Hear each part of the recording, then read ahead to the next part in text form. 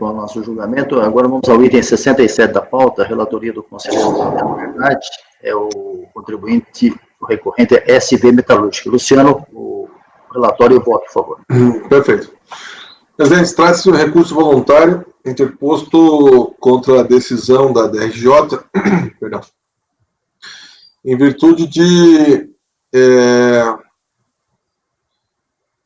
indeferimento em relação à exclusão do Simples Federal.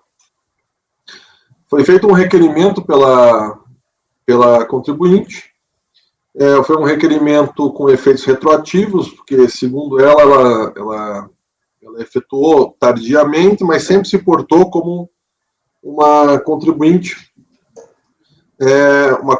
que estava inserida no Simples, né, pagando os tributos da forma do Simples, tal, etc. Ele foi indeferido, tendo em vista que a atividade dela não poderia ser enquadrada, por força do artigo 9º, 13 da Lei 9.317, a atividade dela é montagem e manutenção de máquinas e equipamentos industriais.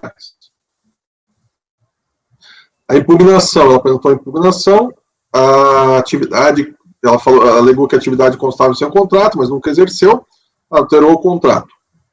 A DRJ manteve a decisão e ela apresentou recurso voluntário, alegando basicamente o seguinte: ela tem comportamento de optante desde a sua instituição, de optante pelo Simples, desde a sua instituição, exerce atividade operacional de indústria e comércio, bem como serralheria e tornearia exclusivamente, não aquela, né, de montagem e manutenção, juntou as notas fiscais, e ela fala que a atividade de montagem e manutenção nunca foi de fato exercida. Eu vou para o voto, partindo da tempestividade. Parágrafo 11. Em vista da análise da documentação, conclui-se que o recurso voluntário é tempestivo, razão pela qual conheço no mérito passo a apreciá-lo. No mérito. No exame dos autos, conclui-se que o presente caso se limita principalmente a duas questões. A primeira delas é se a atividade recorrente seria impeditiva para o seu ingresso no Simples. A segunda, se o contribuinte poderia ingressar no Simples, mesmo não tendo feito por equívoco seu, ou seja, tardiamente, né? Desde 2000 até 15/6/2005, constou no contrato social do recorrente que sua atividade era indústria, comércio de ferramentas manuais, reparação, manutenção e conservação de máquinas, de peças e artefatos de couro. Folha 5. A partir da data indicada acima, com o registro na Junta Comercial do Rio de Janeiro, a atividade constante no contrato social do requerente passou a ser exploração de indústria, comércio de ferramentas manuais, montagem industrial, serralheria, tornearia e peças metálicas. Folha 69. De acordo com a decisão da RJ, o ato declaratório normativo COSIT número 4 de 2000, proibiu as pessoas jurídicas que prestam serviço de montagem e manutenção de máquinas e equipamentos industriais de optar pelo Simples. Do ponto de vista formal, conclui-se que ambas as atividades, antes e depois de 2005, se encaixariam na proibição de opção no Simples pelo contribuinte. Entretanto, o caso se enquadra na previsão da súmula CARF número 57, a qual prevê que a prestação de serviços de manutenção, assistência técnica e instalação, reparos em máquinas e equipamentos, bem como serviços de usinagem, solda, tratamento e revestimentos de metais, não se equiparam a serviços profissionais prestados por engenheiros e não impedem o ingresso ou permanência de pessoas jurídicas no Simples Federal. Assim sendo, nesse quesito, não se vislumbra justificativa para que o contribuinte possa optar pelo Simples, em virtude de sua atividade. A segunda questão, a que diz respeito ao não exercício de opção pelo Simples por parte do contribuinte, é de se levar em conta que o ato declaratório interpretativo SRF número 16, de 2 de outubro de 2002, autoriza o ingresso do contribuinte no Simples causado por erro de fato, desde que possível identificar a intenção inequívoca do contribuinte de aderir ao regime simplificado. Ainda, segundo o parágrafo único do ato, seria instrumento hábil a comprovar a intenção nos pagamentos mensais e a apresentação de declaração anual simplificada. Tendo em vista que o recorrente apresentou declaração no Simples transmitida à Receita Federal, folhas 17 e seguintes, bem como DARF simples pagas desde 1999, folhas 39 e seguintes, é para se entender que há intenção inequívoca do contribuinte em aderir ao sistema. E todo o exposto também não se vislumbra nesse quesito empecilho para a adesão do recorrente ao Simples. Diante do exposto, voto no sentido de dar provimento ao presente recurso, de forma a autorizar a adesão do contribuinte ao Simples retroativamente, desde que o mesmo atenda aos outros requisitos da Lei 9.317 e Lei Complementar 123, respectivamente as suas vigências. Propósito, o relator dá provimento. Vamos aos debates. O relator deixou até uma ressalva aí no final, eu acho até que dá para caracterizar como um provimento parcial, né? Porque tem uma série de outros requisitos. O contribuinte, não fica claro que a peça recursal dele está se defendendo só da atividade, né? Mas o intento dele é retroatividade, né?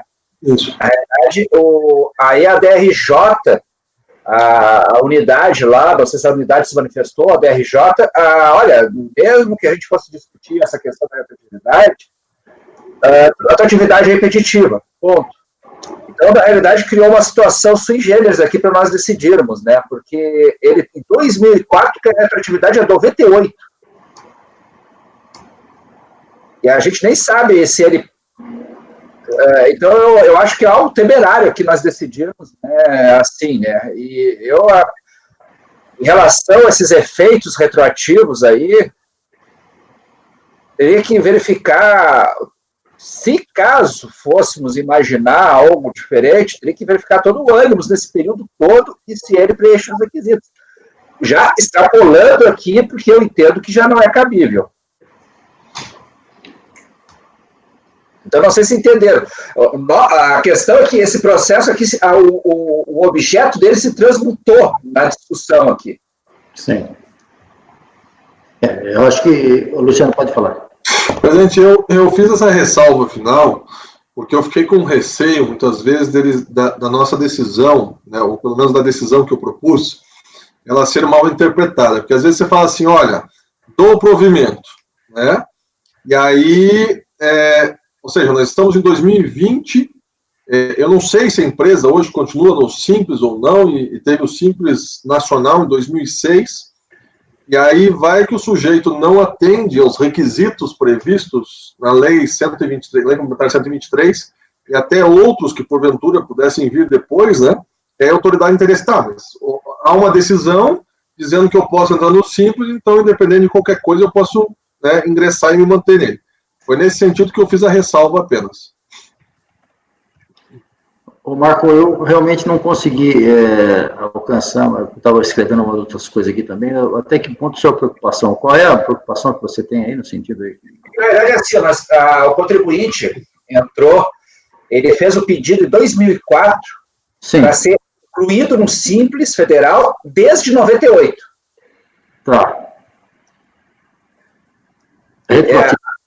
Retroativo. Ele foi excluído e quis voltar ou ele quis entrar em 2004?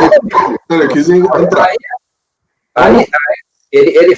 Não houve exclusão nem nada, em nenhum momento ele fez a opção até 2004. Aí ele alega que isso em nenhum momento foi analisado nos autos, de que ele pagou como Simples, tudo, aí é só alegação. Aí a unidade chegou e disse, olha, mesmo que fosse considerada a hipótese de discutir a retroatividade e verificar se tu atende os requisitos, e num formulário simples da Equis, lá em 2003, 2004, diz assim, ó, olha, a tua atividade é vedada.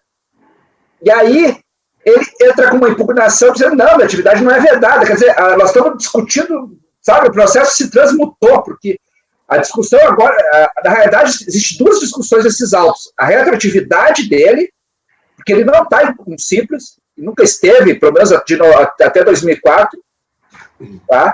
Que é o cerne do pedido dele aqui, e a questão da atividade. Então, a discussão da atividade, ela se transmutou porque a unidade lá, quando analisou o primeiro pedido de atividade dele, disse, olha, mesmo que a gente fosse cogitar de verificar se é viável ou não o pedido de retroatividade, a tua atividade é impeditiva. E aí começou a discussão por retroatividade. Não sei se agora ficou mais claro. Entendi. Agora, eu estou entrando no processo também, mas o que a DRJ disse? A DRJ acabou fincando o pé só na questão da retroatividade, da questão da atividade também. Entende? Aí a DR já disse, a tua atividade é vedada, por isso e pronto. Eu acho que o que a gente tem que fazer é delimitar o litígio. O que é que está em litígio aqui? O que é que ele pediu? Ele pediu, na origem desse processo, eu estou lá na folha 57 dos autos, tá? Que é a primeira delegatória do pedido dele. O pedido original é inclusão retroativa em 2004. Ele fez o pedido em 2004, salvo engano, para ser incluso num Simples Federal desde 98. Mas, Marco, deixa eu falar aqui com você e com todos, é claro, é que nós estamos, você que está vendo aí. Eu estou vendo as folhas 2 do processo, a folha inicial do processo, ele está fazendo uma petição dirigida ao delegado da Receita do Rio de Janeiro, datada de março de 2004, pedindo para fazer essa... ela foi constituída em 98, enquadrada como microempresa, por ocasião de sua inscrição junto à Receita, por um lapso não informou sua opção pelo Simples, é o que ele está dizendo aqui, mas sempre recolheu seus impostos e integrou suas declarações dessa forma. Baseado no exposto e com base no ato declaratório interpretativo da Receita 16 de 2002...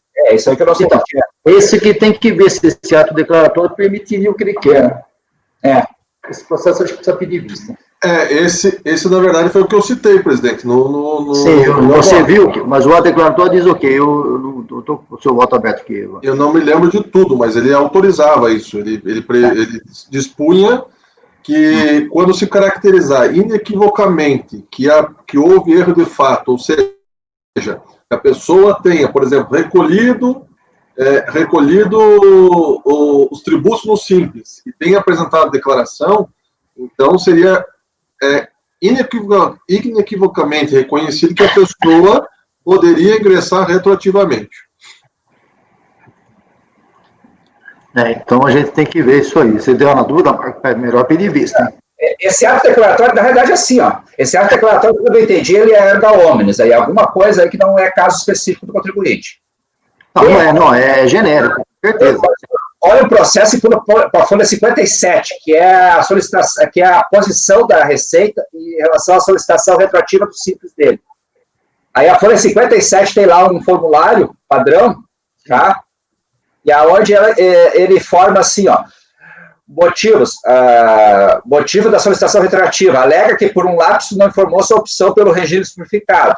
Aí, nexa-se a inclusão solicitada por falta de amparo legal, atividade vedada pelo inciso tal, aí o cara já analisou e jogou para a questão da atividade.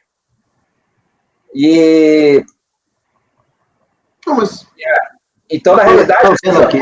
Eu estou vendo aqui, Marco, mas eu quero ver qual é o motivo que indeferiu, né? Alega que o lapso não informou, e aí vem lá, por falta de amparo legal, atividade vedada. A decisão foi nesse sentido. Mas a questão é a seguinte, assim, ó, o que a gente está decidindo aqui? Nós estamos decidindo duas coisas, se a atividade dele é vedada ou não, e se ele pode entrar retroativamente. Eu entendi no meu voto que a atividade não é vedada em virtude da súmula do CARF, que foi apresentada ali, e depois disso, esse ato declaratório número 2 permite que ele volte. A súmula CARF de 57, né, que autoriza, e a possibilidade de retroatividade é autorizada pelo ato declaratório interpretativo, que eu acabei de abrir, inclusive ele é bem pequenininho. Então fala. É o artigo único e parágrafo único, está escrito assim, ó. Então leia. O delegado ou inspetor da Receita Federal, comprovada a ocorrência de erro de fato, pode retificar de ofício tanto o termo de opção, TO, quanto a ficha cadastral da pessoa jurídica, FCPJ, para a inclusão no Simples de pessoas jurídicas inscritas no Cadastro Nacional de Pessoas Jurídicas, desde que seja possível identificar a intenção inequívoca de o contribuinte aderir ao Simples. Parágrafo único. São instrumentos hábeis para se comprovar a intenção de aderir ao Simples os pagamentos mensais por intermédio do documento de arrecadação do Simples, DARF Simples, e a apresentação da declaração anual simplificada. Ponto. Tá, ok. Só que aí o problema é o seguinte, que eu vejo, superado isso aí, vamos supor que seja superado por esse ato declaratório, há também o problema da vedação da atividade, que eu estou vendo que o contribuinte mudou a atividade dele aqui em 2005. Afinal de contas, o que é que ele fazia em 98 e por que não era vedado? Na sua posição aí que você fez, Luciano. Tá, pela súmula 57, presidente. Diz o quê? É manutenção, né? Era manutenção, deixa eu ver aqui, ó. Deixa eu ler. Ó, a atividade dele, folha 69. Vamos ver a folha 69. Anotei 69 aqui.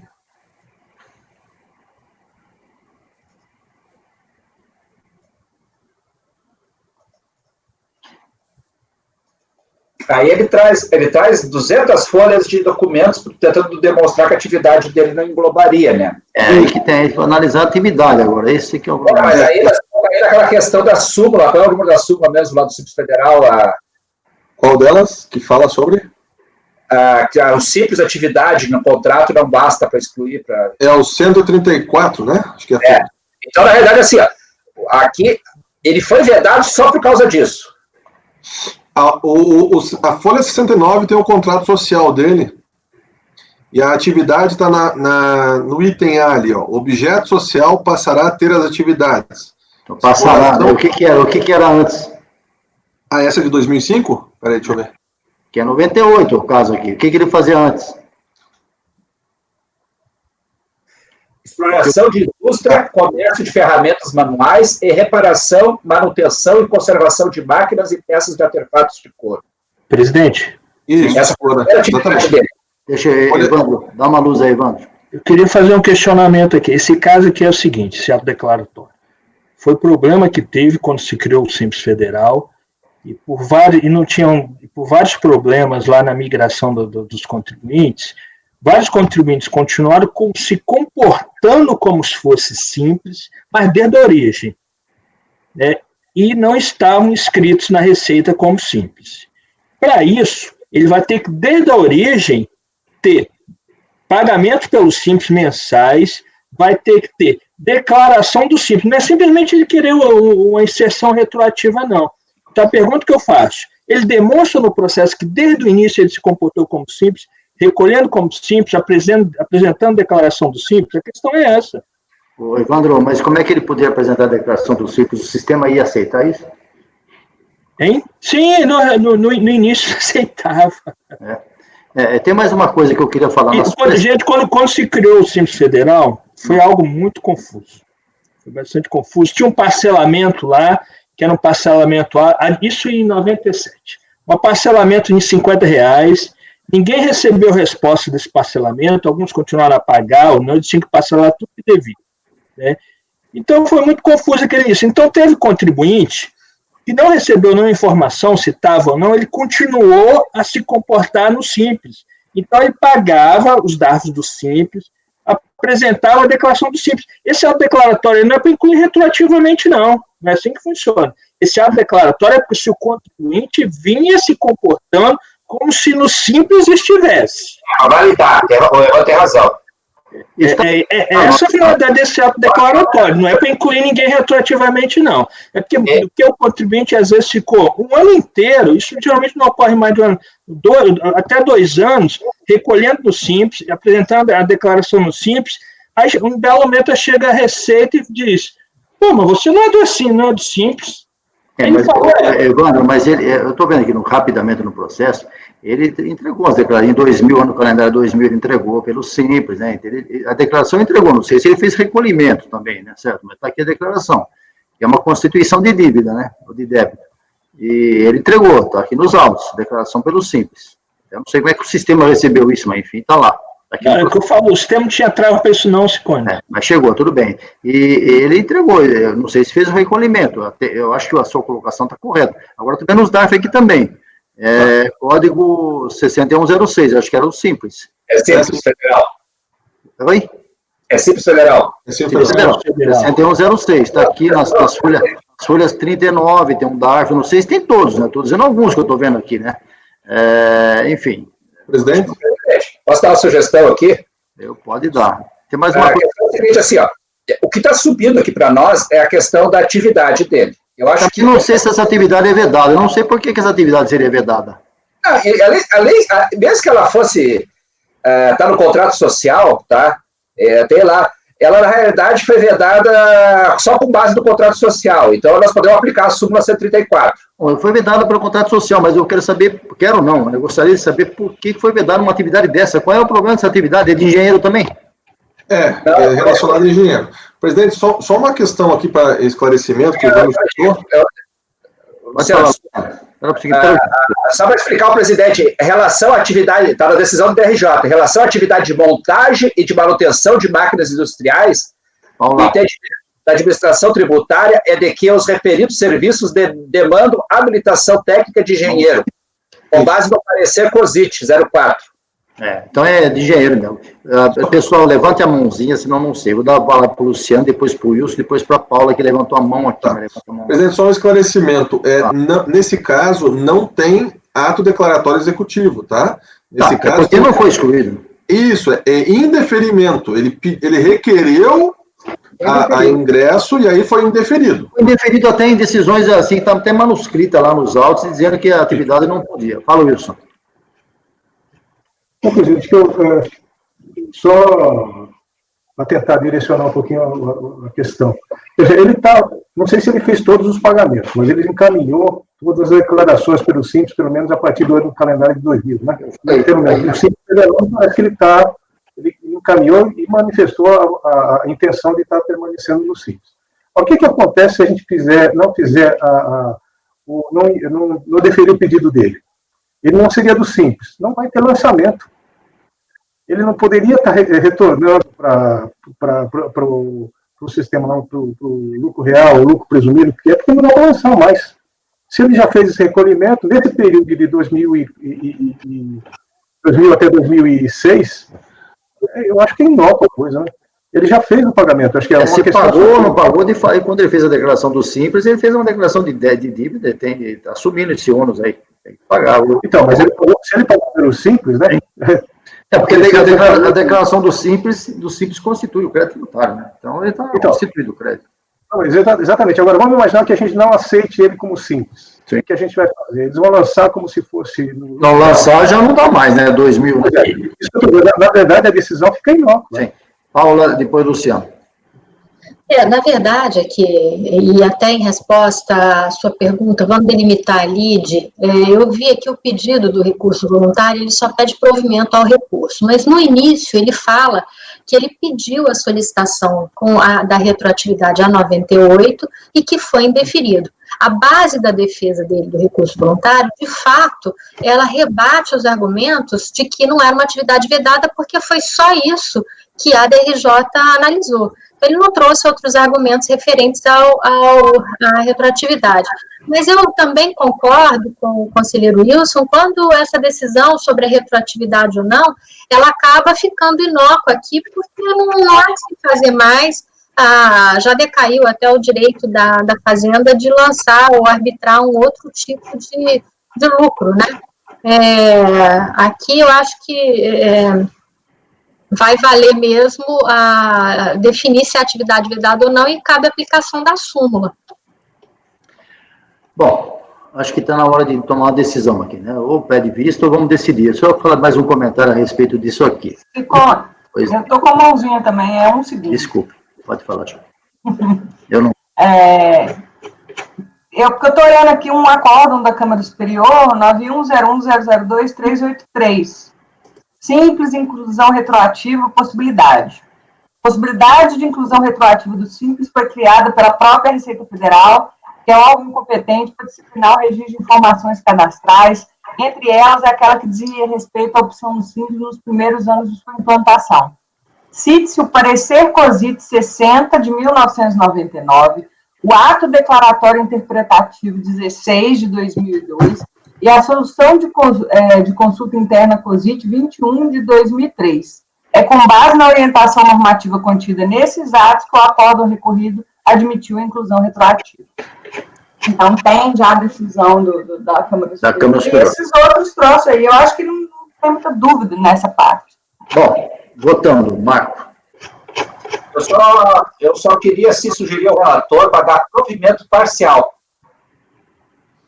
Aí eu acompanho realmente, porque na verdade a gente desde que ele atenda os outros requisitos, né, para atender aos requisitos da retroatividade. Não sei se o Luciano ficou...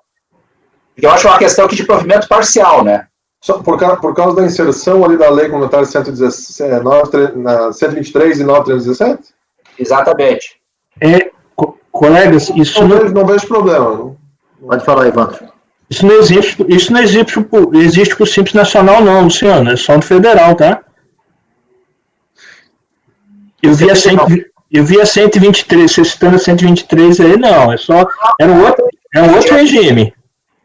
Tá, posso só. Eu tiro o 123 e deixo só o 9317. Você tem razão, porque não há concordância nesse aspecto, né? Porque até seria depois, né? Depois ele teria que fazer a reopção todo ano ou não, no Simples?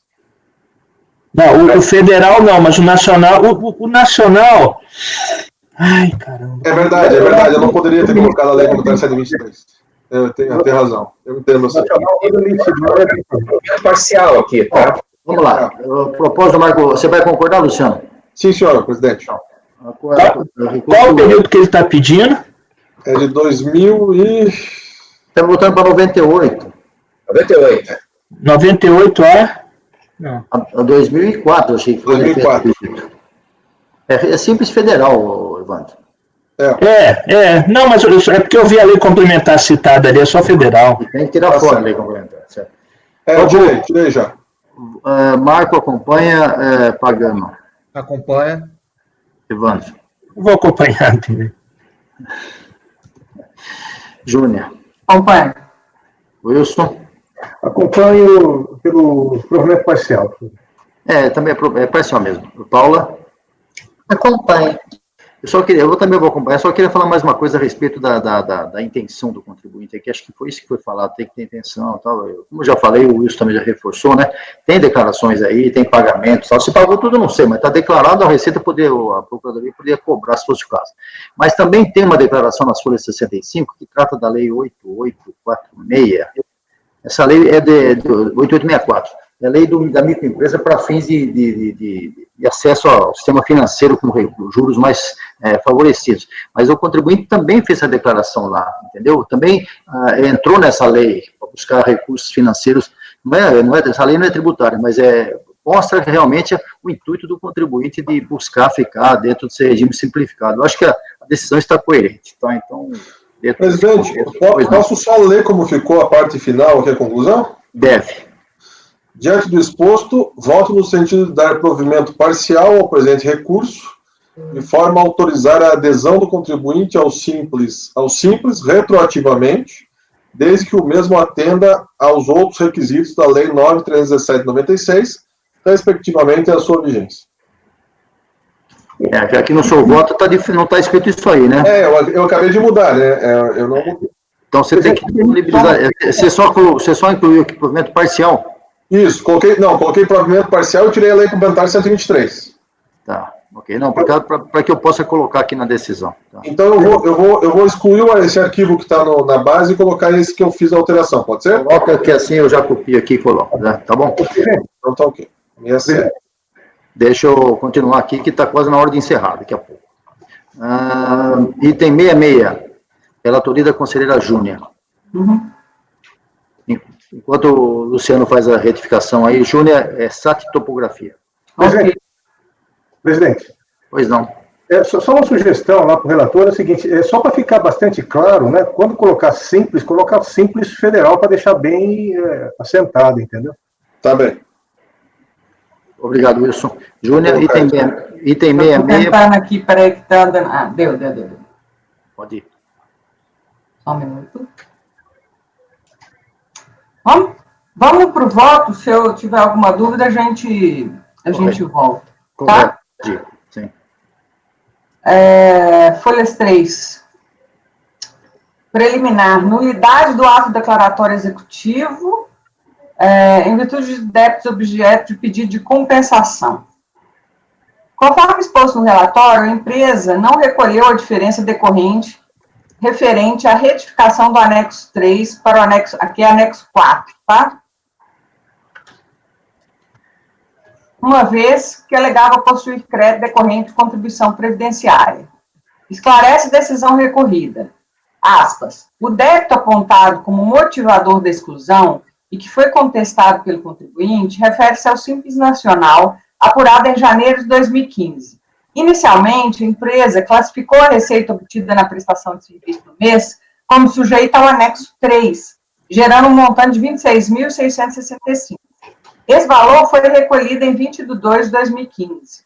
Depois, a empresa constatou que o valor deveria ser submetido ao anexo 4 e gerou um novo DAS no valor de R$ 38.899.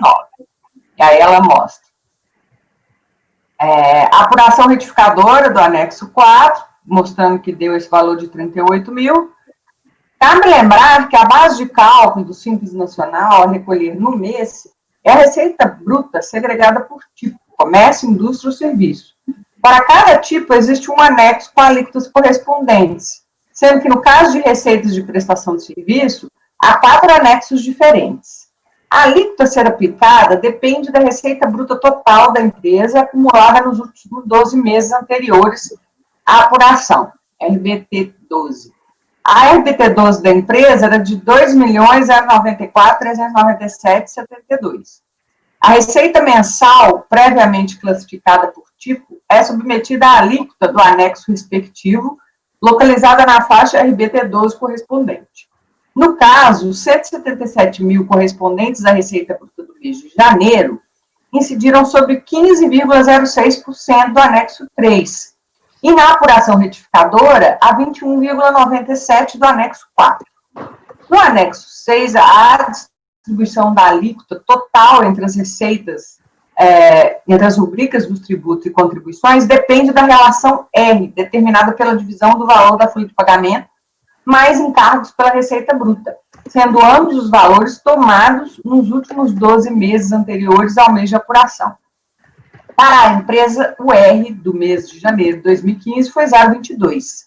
A distribuição de alíquotas parciais nos 2 anexos, para a situação específica tratada nesse processo, está demonstrada. Tá? E aí o importante é aqui, ó, do anexo, o CPP aqui, que deu diferença. Tá? No anexo 3 normalmente aumenta, mas o caso do CPP diminuiu. No anexo 6, 4, acho que a soma das alíquotas é mais gravosa do que o anexo 3. Mas, para a situação específica da empresa, em janeiro de 2015, individualmente considerada, a alíquota relativa à contribuição previdenciária, que é esse CPP, é de 4,77.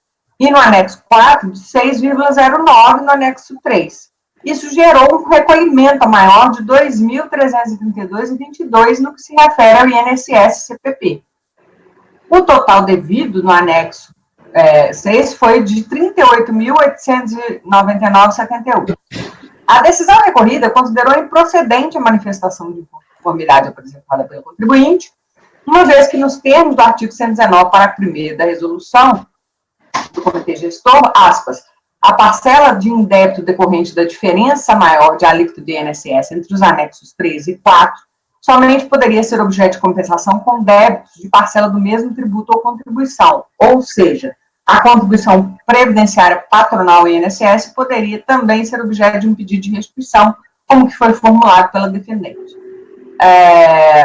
Aqui, eu estou discordando dela, porque eu entendo que, nesse caso, você poderia fazer o que eu chamo de imputação, só que a decisão recorrida, ela aponta um outro problema, que é o seguinte, na verdade, ela teve um crédito de contribuição previdenciária, mas esse crédito, de qualquer maneira, é menor do que a diferença devida pela requalificação entre os anexos.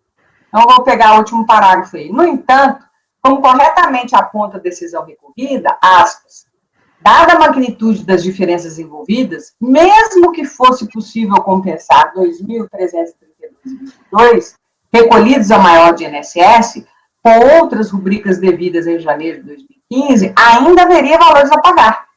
Isso leva à conclusão de que a empresa não regularizou a diferença devida e por ela mesma admitida.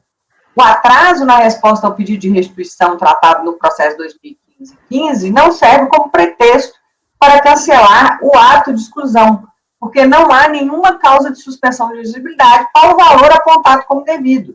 mesmo que fosse possível considerar a compensação. Assim, verifica-se que a pendência motivadora da exclusão não foi regularizada. Em face de todo o exposto, nega o provimento ao recurso.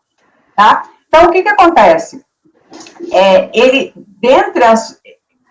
pela reclassificação, em todos os subgrupos, ele teria um aumento de valor a recolher, com exceção desse da contribuição previdenciária, que de fato ele teria um crédito.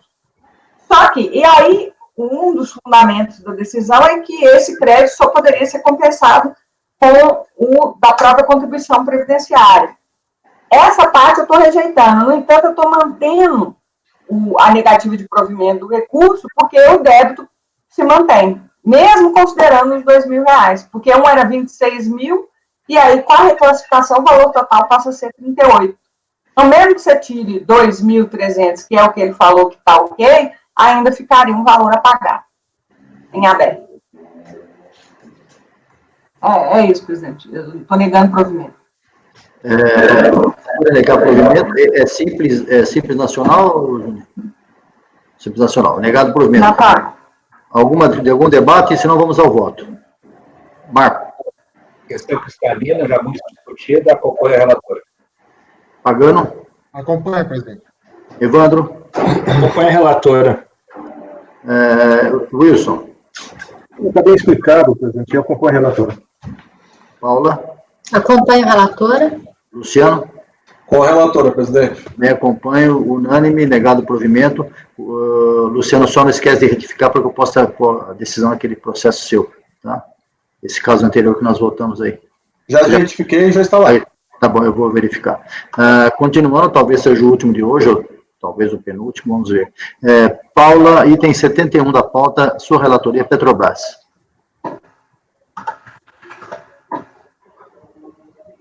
Pode ir ao relatório e ao voto.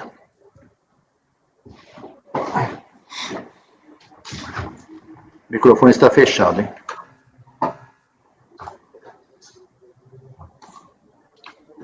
Bom. Já está aqui na base, já está na base, eu já abri ele aqui.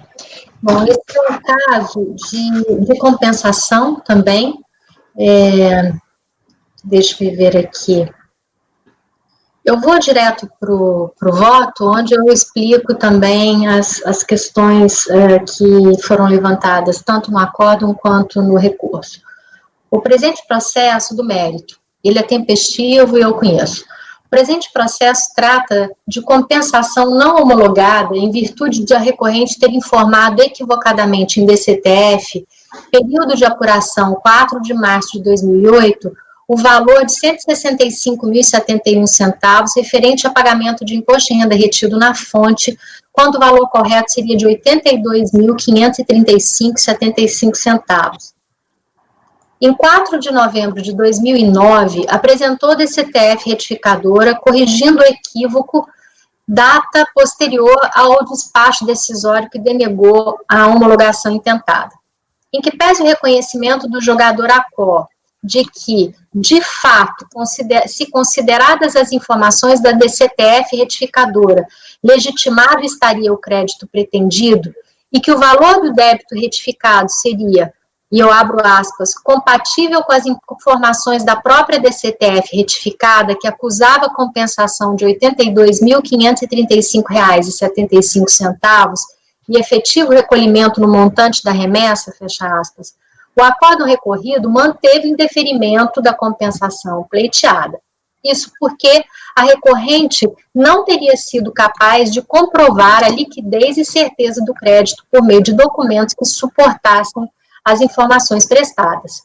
Do certo que, quando da apresentação de sua impugnação ao despacho decisório, a recorrente ainda não havia apresentado todos os documentos que pudessem confirmar seu pleito. Portanto, não deveria ser outra a decisão proferida pela DRJ.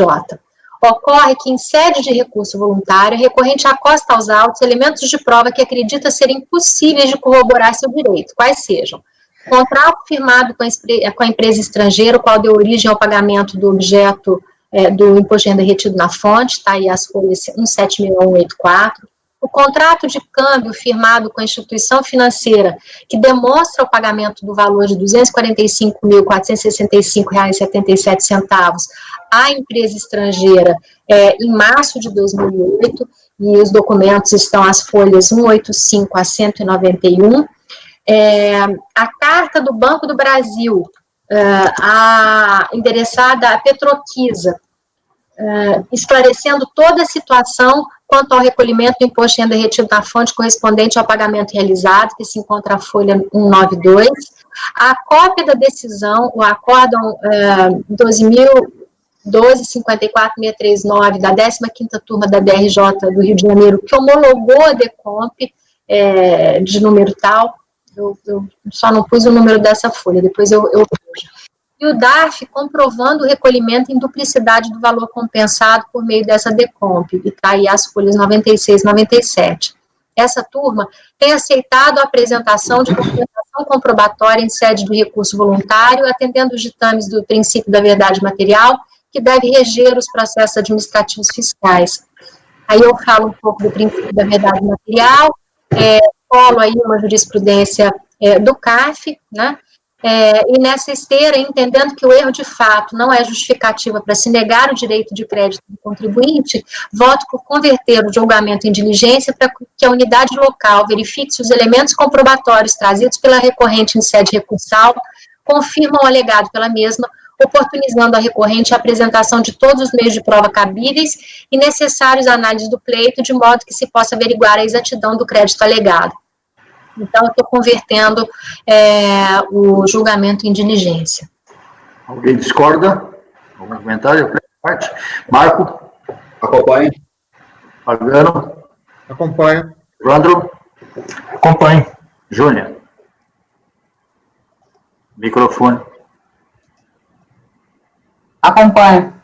Wilson? Acompanho a relatora, presidente. Luciano? Acompanho a relatora. Também com a relatora, por unanimidade convertida em diligência. Item 72, ainda da relatoria da conselheira Paula, não, é do Luciano. Luciano, item 72, Caringraf. Só um minutinho. 72, Caringraf. Isso. Só abrir a... Pode ir o relatório sucinto e direto ao voto. Tá.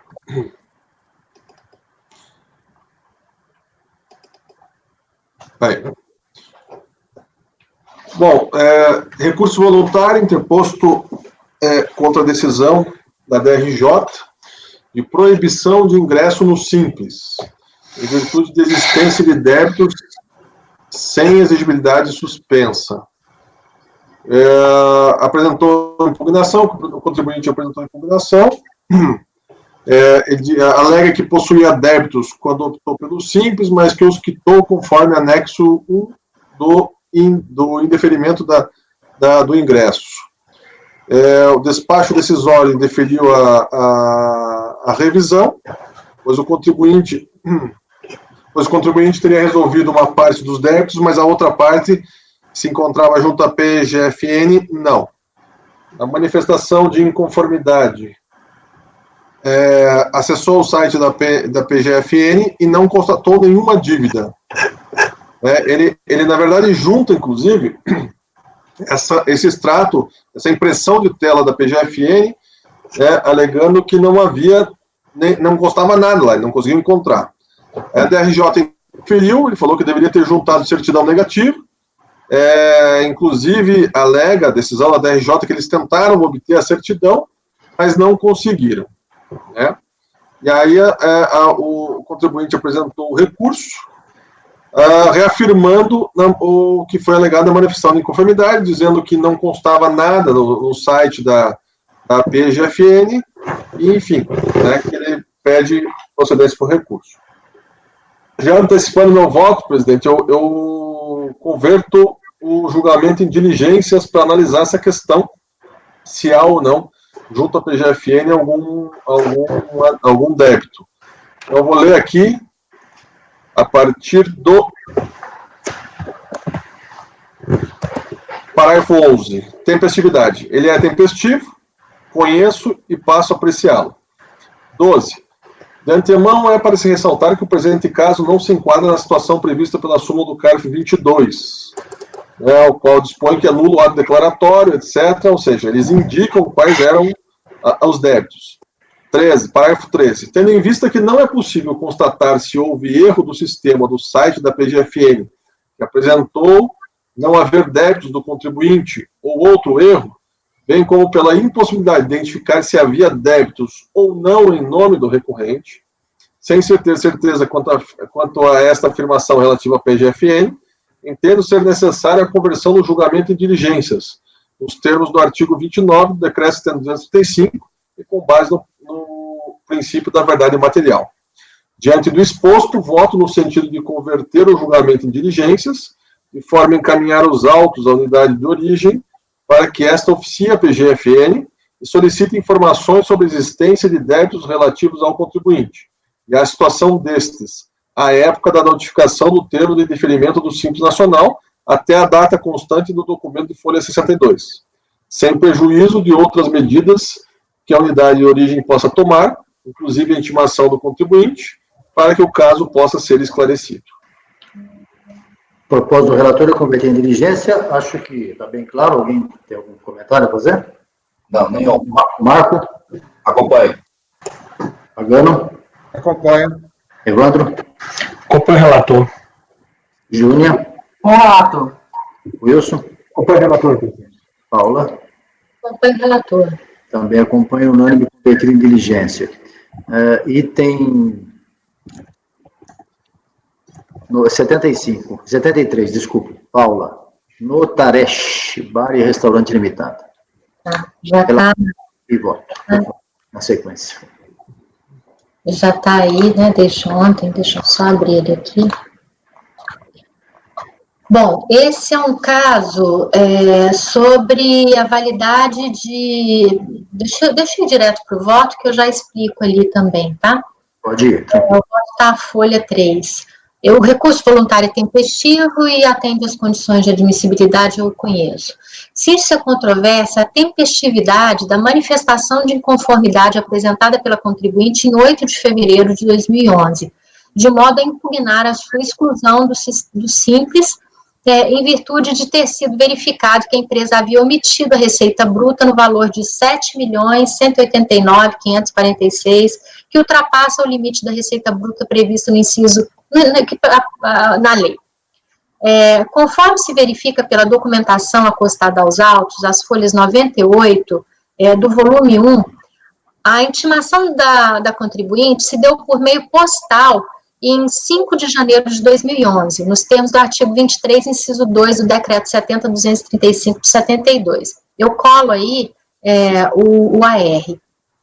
Logo, descabe o argumento da recorrente de que a intimação somente se efetuou em 7 de janeiro de 2011, por não ter se esclarecido o nome da pessoa que o recebeu e se detinha poderes para tanto, né? Eu copio aí a frase da contribuinte. Ressalta-se que, em virtude do teor da súmula CARF vinculante número 9, não cabe a essa turma de julgamento desconsiderar a citação feita por via postal e confirmada por meio de AR com assinatura do recebedor da correspondência, ainda que esse não seja o representante legal da empresa. Diante do exposto, eu voto por negar provimento ao recurso voluntário. É um caso de súmula. Será que aqui não seria não conhecer? É porque o recurso, na verdade, ele é voluntário. A manifestação de inconformidade é que foi julgada intempestiva. Ah, tá, ok. Tá? Aí, ele entrou com o recurso... Ok, tá certo, o recurso tem os pressupostos. Okay. Exato. Ele está alegando que a pessoa que recebeu a R não era representante legal da empresa. Não, tá certo. Propósito da relatora é negar provimento. Algum comentário? Alguém discorda? Vamos à votação. Marco Rogério.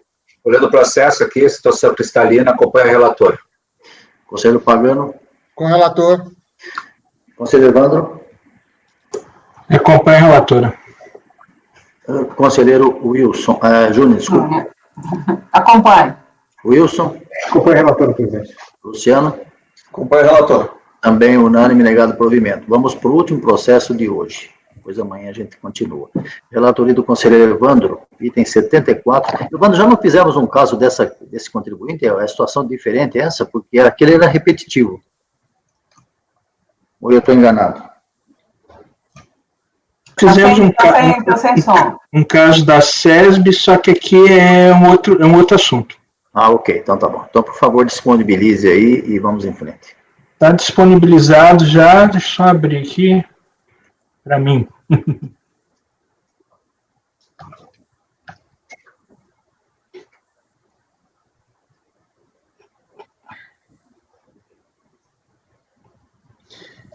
Que é sobre um recolhimento de fonte que foi feito sobre aplicações financeiras em fundo de investimento e aplicações financeiras de renda fixa.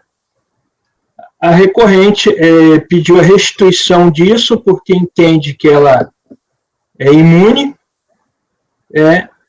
e a partir disso, então, ela solicita entende que não cabe essa tributação, então, sobre essas aplicações, sobre aplicações financeiras. Então, ela pede a restituição desse valor. Em síntese, é isso. Posso passar por voto? Sim, por voto, Evandro. Tá, desculpe. Deixa eu preciso de mais alguns esclarecimentos. O artigo da lei que falava que essas entidades estão sujeitas, estava sujeita a um ADIM, na época. Só o que faz o auditor, olha, já que está sujeito a ADIM, eu vou ver então os requisitos, se ela atende os requisitos de entidade imune. O auditor entendeu que ela não atendia os requisitos porque ela fazia a remuneração dos diretores. Então, por isso, ele faz o lançamento. A DRJ também manteve o lançamento, porque entende também que ela não fazia jus à imunidade, ela não atendia os requisitos para a imunidade, e, portanto, caberia a tributação sobre fonte. Agora vamos ao voto. Cansado já essa hora. Vamos lá. Voto. O conselheiro não caráter tempestivo, atende demais requisitos, motivo por qual dele conheço. Trata-se de pedido de restituição de pretexto crédito de imposto de renda na fonte, formalizado em 15 de março de 2010, com a receita 6800, imposto de renda na fonte sobre aplicações financeiras em fundos de investimento de renda fixa, e 3426, imposto de renda na fonte sobre aplicações financeiras de renda fixa, referente ao ano calendário 2005, no valor total de R$ 101.566. Posteriormente, em 27 de 10 de 2010, o contribuinte transmitiu eletronicamente a declaração de compensação, final 0155, com o objetivo de compensar débitos diversos, utilizando o crédito pleiteado nesse processo administrativo. Em síntese, o contribuinte alegou que seria entidade educacional sem fins lucrativos e que teria sofrido devidamente retenção do imposto de renda na fonte relativo a rendimentos resultantes de aplicações financeiras. Por intermédio de despacho decisório, a Delegacia Federal em Brasília indeferiu o pedido de restituição e não homologou a compensação, com base nos seguintes fundamentos. Então, foram 3 fundamentos do despacho. O primeiro, que o contribuinte teria remunerado seus dirigentes, violando a regra disposta no artigo 12, parágrafo 2º, a linha A da Lei 9.562 de 97. Segundo, que o contribuinte teria apurado lucro nos anos calendário 2005 e 2006 e que teria transferido seus lucros para o patrimônio líquido na forma de lucros acumulados, violando o disposto no artigo 12, parágrafo 3º da Lei 9.532 de 97. C, que o pedido de restituição somente seria tempestivo para as retenções ocorridas no mês de março a dezembro de 2005, cada data do pedido. No acordo de impugnação, entendeu-se que não restou demonstrado o descumprimento da norma contida no artigo 12, parágrafo 3º da Lei 9.532 de 97. Apesar disso, tendo em vista o descumprimento ao disposto do artigo 12, parágrafo 2º, da linha A da Lei 9.532 de 97, não se reconheceu o direito creditório pleiteado. Ou seja, em relação, o acordo afastou aquele argumento de que ela teria apurado o lucro, mas manteve sob o argumento que ela remunerou os diretores. Em relação à tempestividade, o contribuinte não se insurgiu em sua manifestação de conformidade. Portanto, ainda que fosse reconhecida a imunidade do contribuinte e, consequentemente, que fosse reconhecido a existência de direito creditório, somente poderiam ser restituídos os valores referentes às retenções ocorridas nos meses de março a dezembro de 2005. Quanto a multa isolada, o colegiado a qual não apreciou os questionamentos apresentados pelo contribuinte, pois entendeu que essa matéria não integra o presente litígio. A imunidade está disciplinada pelo artigo 150, inciso 6, a linha C da Constituição Federal de 88. Sem prejuízo de outras garantias, assegurado contribuinte dada à União, Estados, Distrito e municípios. Institui impostos sobre patrimônio, renda, serviços de partidos políticos, suas fundações, entidades, sindicatos, trabalhadores, das instituições de educação e de assistência social sem fins lucrativos atendidos aos requisitos da lei. Observe que as instituições de caráter constitucional fazem uso da imunidade sobre impostos que eventualmente recaem sobre as rendas, patrimônio e serviços diretamente relacionados aos seus fins institucionais atendidos aos requisitos da lei. No artigo 1470, são previstos os seguintes requisitos para que instituições indicadas no texto constitucional façam jus à imunidade. Dentre eles, não distribuir qualquer parcela do seu patrimônio ou de rendas a qualquer título. Para que as instituições de educação ou de assistência social façam jus ao gozo da imunidade, estão obrigadas a atender os requisitos dispostos no artigo 12, parágrafo 2º da Lei 9.532, de 10 de dezembro de 97, conforme a redação vigente à época dos fatos relatados. Para o gozo da imunidade, as instituições que se referem a esse artigo estão obrigadas a atender os seguintes requisitos: não remunerar por qualquer forma seus dirigentes pelos serviços prestados. O STF, no julgamento da medida cautelar de 1802, considerou inconstitucional o artigo 2º, parágrafo 1º, e o artigo 2º, artigo 12, parágrafo 1º, e o segundo, a linha F, 13, caput e 14 da Lei 9.532, por isso suspendeu. Confira-se a ementa do referido julgado aqui. Então, aqui que ele fala que instituições de assistência social sem fins lucrativos atendidos aos requisitos da lei, delimitação dos dons de matéria reservada em termos de mediação da lei complementar e da lei ordinária, a partir daí dos preceitos impugnados. Então, à luz dos critérios distintivos, parece que ficaram incólumes a EVA da inconstitucionalidade formal arguída, os artigos 12 e parágrafo 2º, salvo a linha F, e parágrafo 3º, assim como o parágrafo 4 do artigo 13. Tá? Então, ressalta-se que ficaram incólumes a EVA da inconstitucionalidade formal arguída, os artigos 12 e parágrafo 2º, salvo a linha F. Verifica-se que, à época dos fatos, a Lei 9.532/97 deixava clara a vedação ao gozo do benefício fiscal da imunidade previsto no artigo 150 da Constituição Federal, aquelas entidades que remunerassem a qualquer título seus dirigentes. Destaque-se que no artigo 4º, inciso 3º do Estatuto da SESI, consta a vedação de não remunerar e nem conceder vantagem ou benefício por qualquer forma ou título a seus diretores, conselheiros, sócios, instituidores, benfeitores e equivalentes, conforme reproduzido a seguir. Então, o próprio Estatuto dela traz essa condição. Apesar da disposição legal e do Estatuto da SESI, a autoridade fiscal constatou que a recorrente remunera seus dirigentes, à época, conforme excerto de despacho decisório, 104. Com base na DIPJ, no calendário 2005, entregue pelo contribuinte, temos que na ficha 47B, a própria contribuinte informa os rendimentos auferidos pelos seus dirigentes. Então, ela informa rendimentos que os dirigentes, diretores, Eda Coutinho, Liliane Maria e Edson Machado.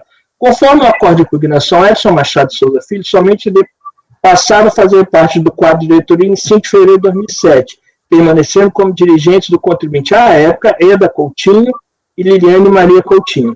Destaque-se que na decisão impugnada, em sua manifestação de conformidade, o contribuinte não nega que as dirigentes acima citadas recebam remuneração pelos serviços prestados.